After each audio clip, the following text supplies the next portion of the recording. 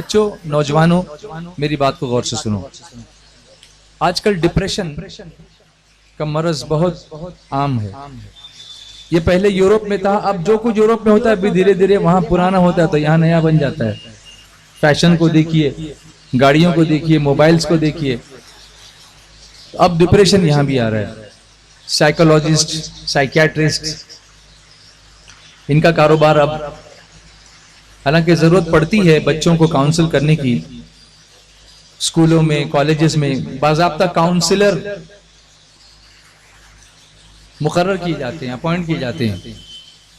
और हम ये समझ रहे हैं कि हम तरक्की कर रहे हैं, हम तरक्की कर रहे हैं। मैं समझता हूं कि हम तरक्की शायद सोच रहे हैं कि हम कर रहे हैं, असल में हम तरक्की कहां कर रहे हैं। एक एग्जांपल देता हूं। काउंसलर क्या करता है?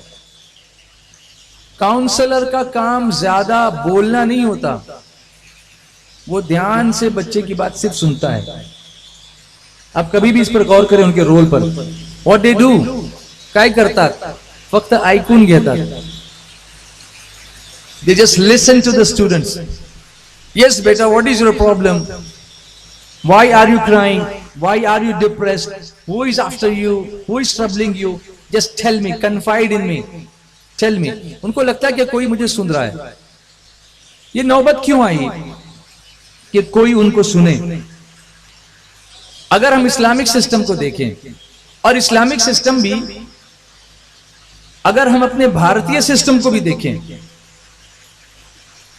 भारतीय संस्कृति को देखें, तब भी हमको उसमें ये बात नजर आएगी कि हमारे एक फैमिली सिस्टम हुआ करता था कभी, अभी भी कई जगहों पर है, लेकिन धीरे धीरे वो डिमोलिश हो रहा है। घर में माँ बाप, दादा दादी, नाना नानी, फूफा फूफी, मामू मुमानी, खाला खालू, एक बड़ी फैमिली होती थी। और जब किसी के घर पे बच्चे की विलादत होती तो पूरा खानदान उसमें लगता था, उसकी मेहनत करने में, बच्चे का ख्याल रखने में। रात को बच्चा अगर जाग गया तो अकेली माँ परेशान नहीं होती थी, उसकी सास भी उठ के बैठ जाती थी, उसकी ननद भी उठ के बैठ जाती थी, पड़ोस वाले आ जाते थे और सब मिलके उसका इलाज करते थे। आज हम तन्हा हो गए हैं, हमें फैमिली नहीं चाहिए। बच्चियां ब्याह कर आती हैं तो पहले पूछती हैं घर में कौन कौन है। बड़ी फैमिली है तो नहीं नहीं नहीं बाबा, मुझे मेरा शौहर चाहिए। क्या ऐसा नहीं हो रहा है? ऐसा हो रहा है। फैमिली सिस्टम ब्रेक हो रहा है। अब सुनेगा कौन? मां अगर किसी काम में लगी हुई, नाना लेके बैठते थे। बहुत सारी चीजें नाना के जरिए लोग सीखते थे, नानी के जरिए कहानियां सुनते थे। उसके उस वक्त व्हाट्सएप तो था नहीं, यूट्यूब था नहीं। आजकल का 1.5 साल का बच्चा यूट्यूब पे जाकर के पूरे प्रोग्राम्स को चुन करके लोड करके सुनने लगता है। कौन नानी कौन नाना क्या है, कुछ नहीं पता। रिश्तों की अहमियत, इसीलिए निकाह के खुतबे में वत्तकुल्लाहल्लज़ी तसाअलून बिही वल अरहाम, रिश्तों का ख्याल करो, ये याद दिलाया जाता है। लेकिन कौन ख्याल करता है? वजह ये होती है कि इंसान फिर तन्हा महसूस करता है अपने आप को। जब तक सब अच्छा चलता है ठीक है, लेकिन जब अच्छाइयाँ हमेशा तो नहीं रहती, कुछ ना कुछ प्रॉब्लम्स होते हैं, तो अब कोई सुनने वाला नहीं है, कोई कन्फाइड करने के लिए नहीं है, कोई बताने वाला नहीं है, कोई गाइड करने वाला नहीं। तो अब बुरे दोस्तों के पास जाके बुरी सोहबत में पड़ता है, फिर ड्रग्स लेने लगता है, और फिर वही दोस्त अच्छा लगने लगता है। फिर काउंसलर की जरूरत पड़ती है, फिर साइकियाट्रिस्ट की जरूरत पड़ती है। ये भी मामला मेरे आका अलैहिस्सलात व तस्लीम की सुन्नत पर अगर हम अमल करें, मेरे आका सल्लल्लाहु अलैहि वसल्लम फरमाते हैं कि देने वाला हाथ, ऊपर वाला हाथ नीचे वाले हाथ से बेहतर होता है। तो आधे से ज्यादा डिप्रेशन तो इसी में खत्म होगा। वो कैसे, मैं आपको बताऊं। एक मशहूर काउंसलर थी, उसके पास एक अमीर औरत आई। सबका ध्यान है ना, सुन रहे ना, आवाज आ रही ना मेरी? एक अमीर औरत उसके पास आई। घर है, गाड़ी है, बंगला है, जेवर है, नौकर चाकर हैं, शौहर है, बच्चे हैं, प्रॉपर्टीज हैं, एवरीथिंग इज देयर। लेकिन सुकून नहीं है, रात को नींद नहीं आती। और ऐसा बहुत सारे लोगों के साथ होता है, रात को नींद नहीं आती। क्या करें? नींद की गोलियां खाते, नींद नहीं आती। उसने साइकेट्रिस्ट से कहा कि मेरी ये प्रॉब्लम है, मेरा ये प्रॉब्लम है, आप इसको सॉल्व करें। साइकेट्रिस्ट ने उससे कहा कि सुनो, तुम्हारा प्रॉब्लम मैं सॉल्व करूं उससे पहले मेरे यहाँ एक नौकरानी है जो मेरे यहाँ झाड़ू पोछे का काम करती है, मैं उसको बुलाती हूँ, थोड़ा उसकी कहानी पहले सुन लेना, उसके बाद भी अगर मेरी जरूरत पड़े तो फिर मैं हूं, लेकिन इसकी कहानी पहले सुन लेना। उसने बुलाया, उसने कहा रुको अभी मैं थोड़ा सा सफाई करके आती हूँ। सफाई करके आई, बैठी सामने स्टूल पर। डॉक्टर ने कहा कि बताओ तुम्हारी स्टोरी क्या है और तुम्हारी जिंदगी में सुकून का राज क्या है। वो कहने लगी कि मेरे साथ बहुत बड़ी ट्रेजेडी हुई थी। बच्चों ध्यान से सुनो, नौजवानों ध्यान से सुनो, और माए बहनें भी इसको सुने। बहुत बड़ी ट्रेजेडी हुई थी, और वो ट्रेजेडी ये थी कि मैं गरीब, मेरा शौहर गरीब, कई दिनों से मेरा शौहर बीमार हुआ, मलेरिया हो गया, और इतना सीवियर मलेरिया हुआ कि उसमें उसकी डेथ हो गई। मैं बेवा हो गई। एक बच्चा था मेरा, 6 साल का बच्चा। अब उस बच्चे को देख देख के मैं जीती थी, लेकिन 6 महीने के अंदर वो बच्चा भी किसी रोड एक्सीडेंट में उसकी भी डेथ हो गई। अब मैं तन्हा रह गई, मेरी आंखों के सामने अंधेरा छा गया, मेरा जीवन में अंधकार छा गया। मेरे सामने कोई नहीं था, कोई सहारा नहीं था। मैंने लोगों से मिलना छोड़ दिया, बात करना छोड़ दिया, मैं तन्हा हो गई। मैंने सोशलाइज होना छोड़ दिया, मैं बिल्कुल अकेली हो गई। किसी से बात नहीं करती थी, किसी से मिलती नहीं थी, कुछ नहीं थी। कभी सोचती थी जाके खुदकुशी कर लूं, मगर हिम्मत भी नहीं होती थी। ऐसे कई दिन गुजरे।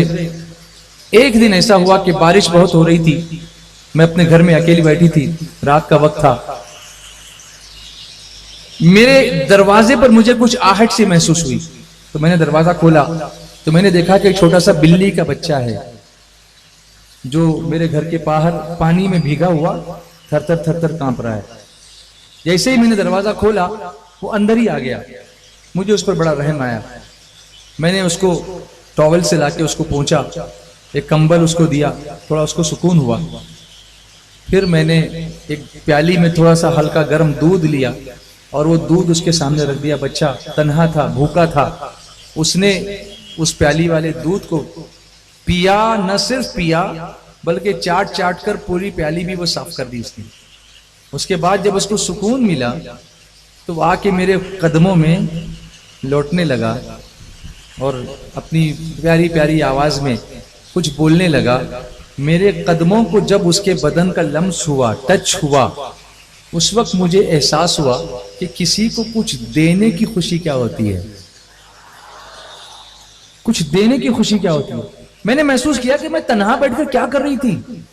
एक बिल्ली के बच्चे को दूध पिलाने पर, एक प्याली दूध पिलाने पर जब मुझे इतना सुकून मिल सकता है, तो अगर मैं इंसानों की खबरगिरी करूं, सिर्फ अपनी ही जात का न सोचूं, तो मुझे कितना सुकून मिलेगा। चुनांचे ये हुआ कि मैंने दूसरे दिन से तहिया किया कि मैं लोगों के काम करूंगी।